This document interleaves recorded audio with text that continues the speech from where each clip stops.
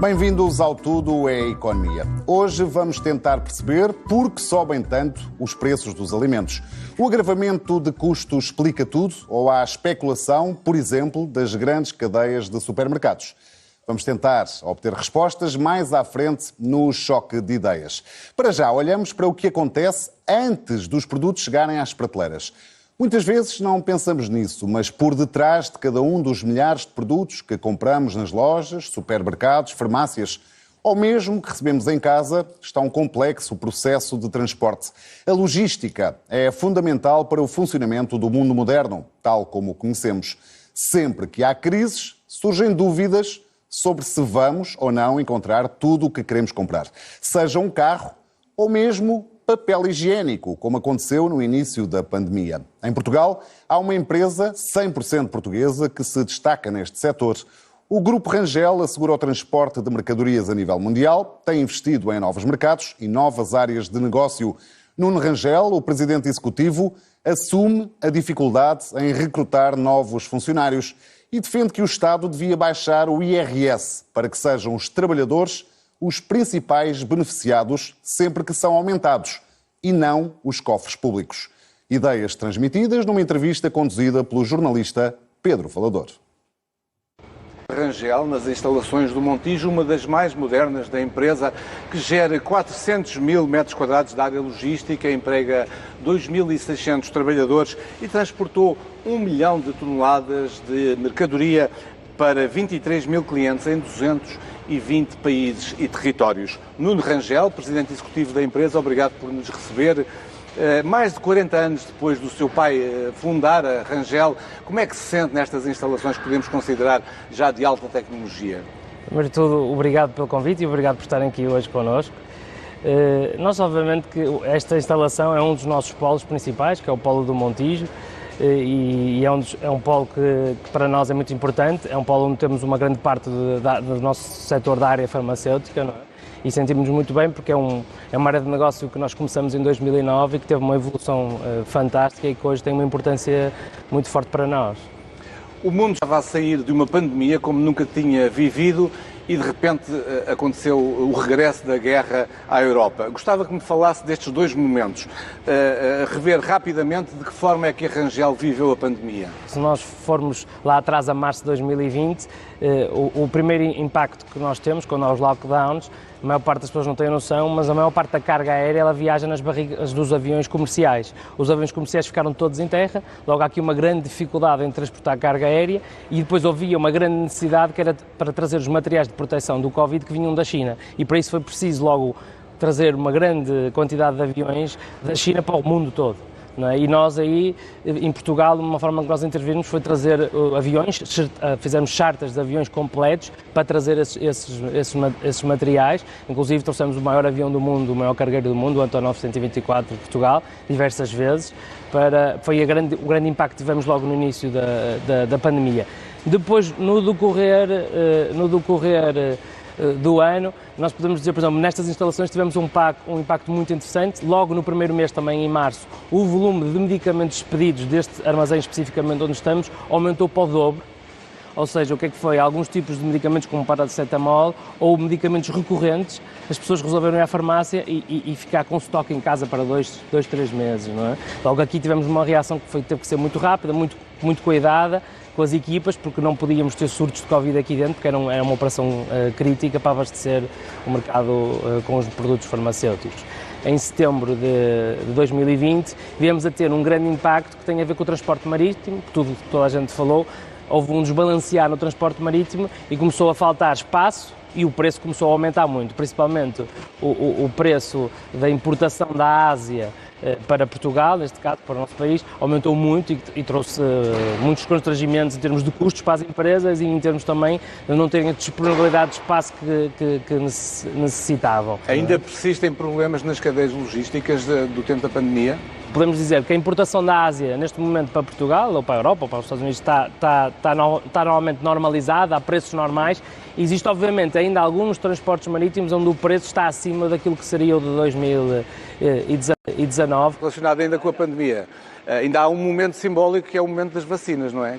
Certo, nós antes trouxemos os aviões charters, fizemos as entregas dos ventiladores nos hospitais, também foi uma das atividades que fizemos, e depois há claramente o momento no fim de 2021, quase como um presente de Natal, logo a seguir ao Natal, há o transporte das vacinas, e que para nós o nosso dia-a-dia é lidar com medicamentos e também com medicamentos de frio. Mas aquela missão teve uma importância maior, porque claramente sabíamos que aquela vacina ia salvar muitas vidas e que era importante fazermos a logística da vacina muito bem feita. Ficou como um marco para a empresa? Ficou como um marco e acho que as nossas pessoas sentem um orgulho por terem participado. Encerrada a pandemia, aparece-nos a guerra. Como é que a Rangel está a viver este momento? Nós temos uma empresa dedicada ao transporte rodoviário internacional, um transitário terrestre de grupagem, e esse é muito impactado, ou seja, por vários motivos. O preço do combustível tem um impacto muito grande nesse tipo de transporte, não é? Dois, há uma procura muito forte de exportação e por isso há necessidade de mais caminhões e durante a pandemia houve menos investimento e por isso há menos caminhões disponíveis no mercado. Há um impacto também de falta de motoristas muito forte, as pessoas não têm ideia, mas no centro da Europa há muitos motoristas ucranianos que decidiram abandonar as empresas onde trabalhavam, fosse na Alemanha ou na Polónia, e mudarem-se para a Ucrânia para defenderem o seu país. Isso também ainda agravou a falta de motoristas ainda mais do que já era. Relativamente a esta crise, aos impactos da crise, à inflação, ao aumento do custo do combustível, da energia, como é que avalia o apoio que o Governo tem dado às empresas e se a Rangel recorreu a algum tipo de apoio desse género? Nós recorremos a apoios durante o Covid, não é? E aí acho que os apoios foram muito bons. Acho que se não tivesse havido esses apoios, teria havido muita dificuldade em manter o emprego naquela altura. E depois, logo a seguir, a verdade é que o mercado depois volta e era essencial ter mantido aquelas pessoas, porque formar estas pessoas é muito trabalho e são pessoas qualificadas. Foi crítico para que depois em junho, julho, agosto, setembro e o resto do ano, que a economia voltou normal, ou um quase normal, e não logística com muita procura, isso foi muito importante para nós. Relativamente ao plano de recuperação e resiliência, a Rangel apresentou algum projeto? Sim, apresentamos vários projetos em conjunto com outras empresas, não é? Estamos fortes em projetos ligados à área da digitalização para a nossa empresa. Temos também um apoio forte à indústria das bicicletas, ou seja, queremos ter modelos de logística adaptados a toda a logística das bicicletas, porque acreditamos que é uma indústria com bastante futuro em Portugal. Acredita no impacto do PRR, que vai ter realmente um impulso na economia e no setor da logística em particular? Assim, eu acredito que vai ter um impacto real na economia. Se as empresas cumprirem os investimentos que se comprometeram no plano, isso vai ter um impacto na economia.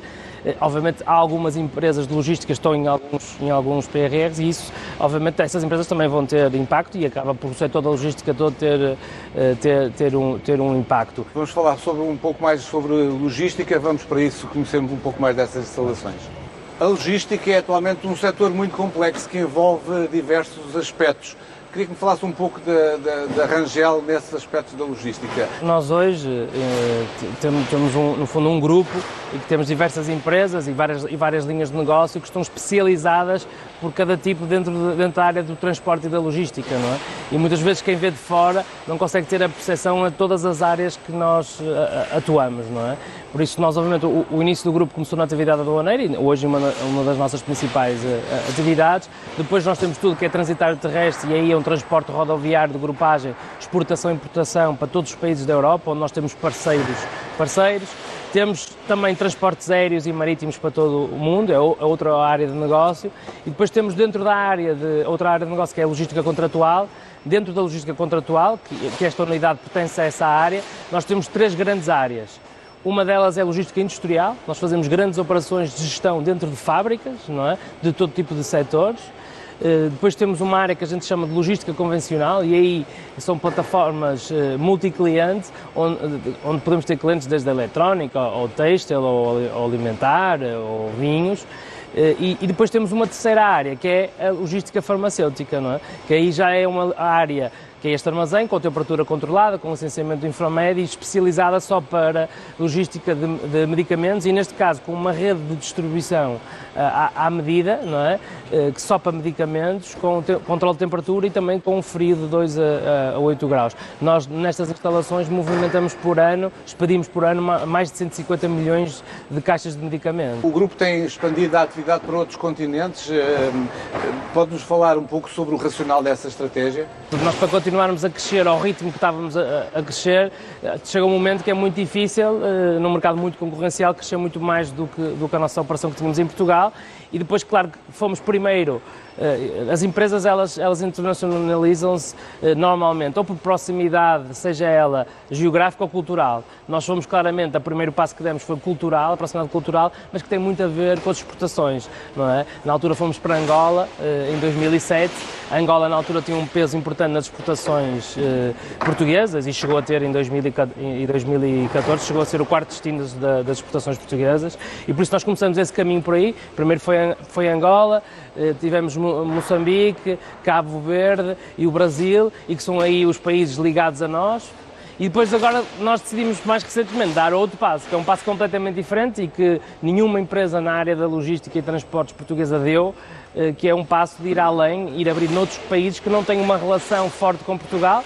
E nós partimos... A África do Sul e o México. A África do Sul, o México, a Zâmbia, que abrimos em 2021, e o ano passado abrimos mais um país que foi a Tanzânia. Que resultados é que está a ter desta expansão? Estamos a ter bons resultados, não é? A área internacional tem crescido, não é? Estamos a criar uma rede interessante, vamos continuar a expandir, sempre olhando muito para estes dois continentes, a África e a América Latina. Quais são os principais investimentos que a Rangel está a projetar para o futuro? Os nossos investimentos são sempre ongoing, não é? São sempre decisões que normalmente têm prazos de 2, 3 anos, não são investimentos... E neste momento temos alguns investimentos que estão uns em fase terminal e outros em fase mais inicial. Claramente que nós aqui tivemos um investimento forte que ainda está em contínuo, ainda não acabou. Nós ampliamos neste momento a nossa área farmacêutica para mais 7 mil metros quadrados e temos uma segunda fase para mais 7 mil. Também nos últimos 2 anos ampliamos para uma nova plataforma de logística convencional na Castanheira do Ribatejo com 22 mil metros quadrados. Temos estado a investir na digitalização e novos sistemas de informação. Nós este ano estamos a ter um novo sistema de informação e digitalização na área da nossa empresa de transporte rodoviário internacional. Temos também criado novos negócios, não é? Nós o ano passado, onde estamos a investir e vamos investir em 2023, nós o ano passado, além de abrirmos um país novo que foi a Tanzânia, abrimos 2 novos negócios. Um é o iTech Logistics.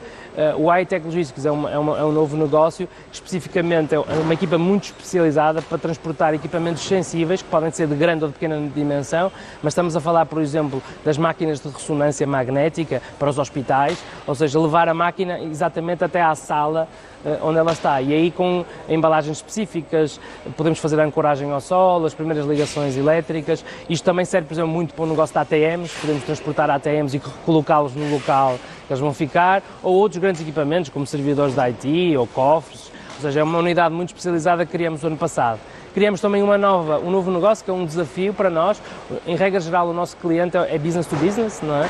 E criamos pela primeira vez um negócio onde principalmente o cliente será o consumidor final, que é um self-storage, não é? Ou seja, criamos o self-storage by Rangel, que são boxes que vão de 1 a 15 metros quadrados, para que as pessoas, no fundo, são mini armazéns, são arrumos, para que as pessoas possam poupar espaço em casa e guardar as suas coisas. Decidimos criar uma plataforma de self-storage mais moderna, muito à imagem do que nós fazemos noutros setores, ou seja, a nossa plataforma é toda eletrónica, inclusive aqueles cadeados não há, é fechadura eletrónica.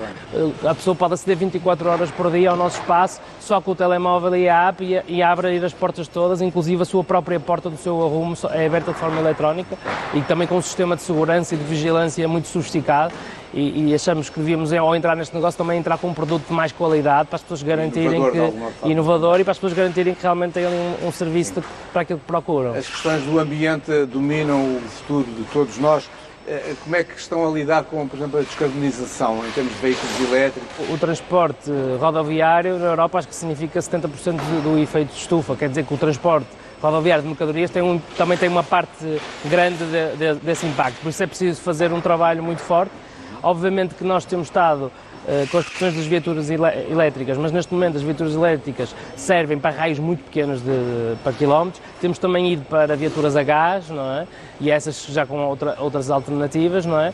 Acreditamos que o futuro também passa muito pelo transporte ferroviário. Acho que Portugal tem um passo grande para dar aqui no transporte ferroviário. Isto pode ser uma alternativa para o futuro. Por exemplo, nós hoje já fazemos transporte marítimo para a Holanda, ou seja, em vez de usar o caminhão de forma rodoviária, usamos uma solução marítima, que obviamente é uma solução que no inverno às vezes pode não ser tão precisa, porque com os tempestades um navio pode demorar mais 2 ou 3 dias e não serve para todo tipo de clientes. Mas hoje já conseguimos criar aqui alternativas, enquanto não conseguirmos ter uma pegada de carbono zero, não é? Digamos que era o ideal, ter alternativas que vão mitigando isso. Por outro lado, também fizemos um trabalho muito grande dentro das nossas próprias instalações, em eficiência energética, ou seja, hoje se circular nos nossos espaços de armazém, que não era assim antigamente, as luzes só ligam se sentir a presença de alguém, não é? E são luzes de máxima eficiência para que a gente possa estar mais próximo da eficiência energética. A preocupação com a sustentabilidade está sempre presente. Está sempre presente e acredito que o futuro estará muito mais presente. Não é? Rangel, o país está numa situação de pleno emprego. Tem dificuldade em encontrar mão de obra para as suas empresas? Sim, obviamente que nós neste momento temos dificuldade em encontrar mão de obra. Obviamente que em grandes operações onde nós já estamos instalados há muitos anos, como esta plataforma, a mão de obra que já está connosco aqui há muito tempo, significa que podemos ter que fazer uma outra substituição, mas isso vai-se fazendo, não é um grande difícil. O que nós sentimos, por exemplo, como eu dei o exemplo... A questão dos motoristas, exatamente. Motoristas e não só, nós abrimos uma nova plataforma que eu estava a fazer, foi um dos investimentos, foi uma plataforma na Castanha do Ribatejo de 22 mil metros quadrados, e aí estamos a falar de começar do zero e contratar de imediato 100 pessoas. E aí sim, aí é muito difícil, porque é difícil encontrar as pessoas, é difícil também encontrar pessoas com formação, concluindo leva-nos a nós a ter que contratar pessoas que não têm a formação e dar essa formação, mas obviamente que está neste momento o mercado está com alguma dificuldade em algumas funções, sejam nesse tipo de funções dentro do armazém, como todos sabemos também na parte da tecnologia, engenheiros de sistemas de informação também é uma área difícil de recrutar, e nós aí criamos uma alternativa. Nós hoje criamos um centro de tecnologia no Brasil, em São José dos Campos, na cidade de São José dos Campos, que é um polo dentro de um campus ligado às universidades, e estamos hoje com um centro de tecnologia também lá, a contratar programadores lá, que tem-nos apoiado, seja em projetos em Portugal, seja nos outros países todos que estamos. Considera que a entrada de imigrantes pode resolver o problema de mão de obra ou não é por esse caminho? Não, eu acho que a entrada de imigrantes resolve muito o tema de mão de obra. Para ter-lhe uma ideia, como estamos, por exemplo, nessa nova plataforma que eu estava a referir, que começamos, uma grande parte das 100 pessoas que contratamos já é pessoas não portuguesas, não é? Muito ligado ainda aos países de língua portuguesa, não é? Mas eu acredito que brevemente também teremos muito mais pessoas que não são mesmo ligadas a esses países da língua portuguesa, não é? Como é que estão os salários aqui na Rangel? Qual é o nível salarial que vocês praticam? Repare, nós praticamos o nível salarial do mercado, não é? E obviamente que com o aumento do salário mínimo... Como é que tem visto o aumento do salário mínimo? O aumento do salário mínimo eu tenho visto bem, porque isto cria-nos um patamar a todos nós para andar mais para a frente e para dar mais condições às pessoas, porque a questão não é de aumentar o salário mínimo. As pessoas todas que estão acima do salário mínimo, elas são aumentadas numa proporção idêntica, não é? E isso cria, obviamente, melhores condições para as pessoas, não é? Como é que avalia, como empresário, a fiscalidade em Portugal? Esse é um tema complexo, que podíamos estar a falar aqui muito tempo. Se eu me puder concentrar num ponto, e eu acho que nós tínhamos que olhar para a fiscalidade das pessoas, não é? A fiscalidade das pessoas é muito importante, porque não adianta nós estarmos a tentar melhorar a economia, a dar melhores salários, quando uma grande parte do salário vai de volta para o Estado, não é? E a pessoa, na realidade, o salário líquido dela, quanto mais aumentamos o salário, ela percentualmente, entre o salário bruto e o salário líquido, vai diminuindo. Na realidade, aqui, se calhar fazendo uma conta rápida, se nós pensarmos num salário médio de 1.400 euros, a pessoa provavelmente vai, se ela não for casada, não tiver filhos, provavelmente só recebe 1.000 euros, mas para a empresa vai custar 125% acima dos 1.400 brutos. Quer dizer, hoje em dia, acho que a fiscalidade do rendimento das pessoas devia ser revista, devíamos pensar, porque eu tenho uma ideia que se nós olharmos para os últimos 20 anos, Portugal tem regredido aí em relação aos países da OCDE, ou seja, nós temos, no fundo, aumentado os impostos laborais e o rendimento líquido das pessoas devido aos impostos laborais tem diminuído, percentualmente, não é? E o resto dos outros países da nossa OCDE, a média, eu acho que não, tem sido ao contrário, não é? Logo, acho que há um tema que devíamos olhar, porque todos queremos aumentar os salários, mas também temos que aumentar os salários, devíamos pensar em diminuir um bocadinho a carga fiscal, principalmente porque quando vamos aumentar para salários mais altos, a percentagem líquida começa a ficar... O que chega às pessoas acaba por ser menos. Do ponto de vista da empresa, está satisfeito com a taxa de IRC? Repare, eu dizendo isso, nunca ninguém está satisfeito com a taxa de IRC, não é? Já a considera justa? Eu acho que havia também espaço para melhoria, não é? E eu acho que... Poderia ser um incentivo? Acho que podíamos ser um incentivo. Nós tínhamos que pensar porque devíamos, se calhar, criar incentivos específicos, e aqui, obviamente, estou a tentar ser criativo, para baixar o IRC de algumas empresas. Imaginemos, uma empresa que exporte muito, se calhar devia ter um benefício, porque ele está a criar valor e ia buscar rendimentos fora de Portugal. Isto é uma ideia, mas quer dizer, eu acho que devíamos ter capacidade de ir reduzindo um bocado o IRC das empresas, porque chegando ao final do ano, quando vemos o impacto do IRC e dos impostos da empresa, tem um impacto nessa empresa muito forte, e esse era dinheiro que nós íamos investir para, no nosso caso, que estamos muito focados na internacionalização, íamos investir para poder crescer uma empresa portuguesa lá fora, não é? Por isso vivemos sempre bons olhos que pudesse haver alguma redução dos impostos das empresas. No que diz respeito à burocracia, tem queixas do Estado português? Às vezes não olhamos, parecem pequenas coisas, mas as obrigações declarativas do IVA, da Segurança Social, hoje temos a penhora dos salários, temos muitos trabalhadores que têm penhora dos salários, todo este trabalho administrativo e estas obrigações que obrigam a empresa a ter, às vezes parecem uma coisa muito pequena, mas isso afeta o nosso dia-a-dia e que podemos ser muito mais produtivos eliminando algumas destas pequenas coisas. Não é? Sente falta de mais investimento em setores que possam apoiar a logística? Já falou na ferrovia, por exemplo, mas também o caso do aeroporto, a Rangel está de alguma forma limitada pela situação do aeroporto de Lisboa, como acontece, por exemplo, no setor do turismo? Eu teria que dizer que não. Repare, nós, obviamente, na área ferroviária, acho que há um caminho grande para ser feito, como já falamos anteriormente, porque é essencial que a gente pudesse oferecer transportes internacionais aos nossos clientes de Portugal para o centro da Europa, não é? Que hoje não conseguimos oferecer, não é? Na parte do aeroporto, nós usamos muito o aeroporto de Lisboa, essencialmente para países onde nós estamos presentes de língua portuguesa.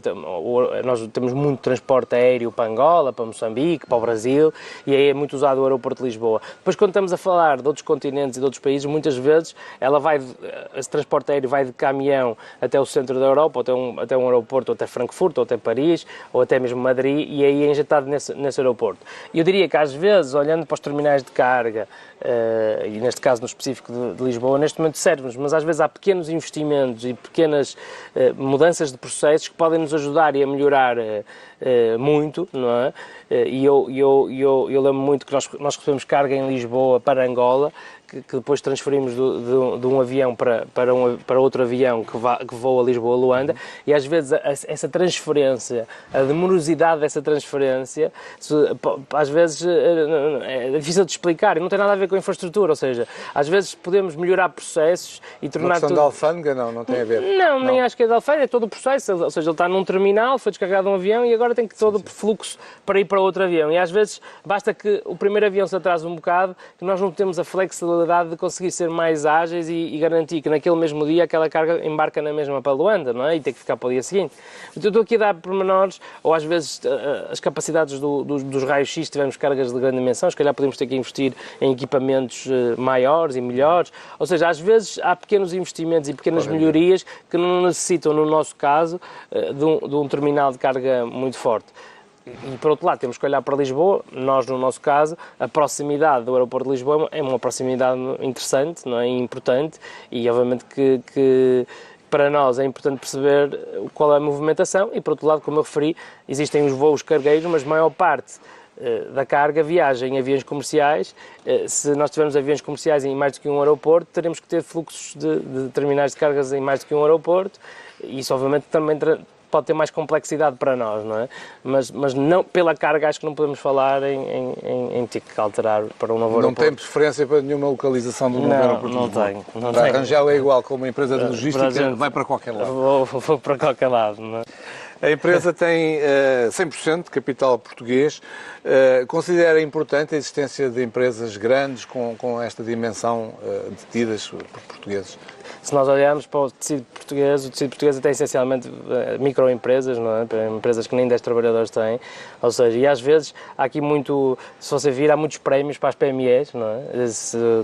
Organizados por várias instituições, sim, mas não há o prémio da PME que passou a grande, por exemplo. Eu nunca vi esse prémio, não sei se existe, alguém pode fazer, mas a realidade é que eu acho que todos nós, em Portugal, só ganhamos se tivermos empresas maiores e melhores, não é? Por isso acho que devíamos, no fundo, puxar que as PMEs possam vir a tornar grandes, ou seja, as micro-pequenas, as pequenas médias e as médias grandes, não é? O que é necessário para isso? O que é que acha que falta?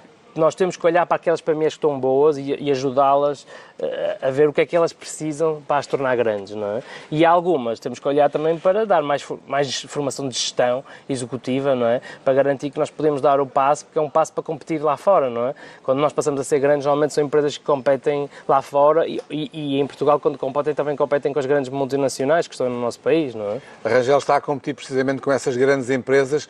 Não tem receio de um dia ser absorvido, digamos, por uma dessas? Não tenho receio de ser absorvido porque essa decisão passa por nós e não está presente, não é? Para terminar, eu queria lhe perguntar o que é que lhe diz o seu pai quando olha para a Rangel de hoje? Está satisfeito, não é, com o caminho que estamos vindo a ter, e eu também, e obviamente continuo com um sonho ainda maior, de poder construir algo ainda maior, e pessoalmente o sonho da internacionalização, de podermos ser a primeira empresa portuguesa multinacional da nossa área. Rangel, muito obrigado por ter estado no Tudo a Economia da RTP3. Obrigado.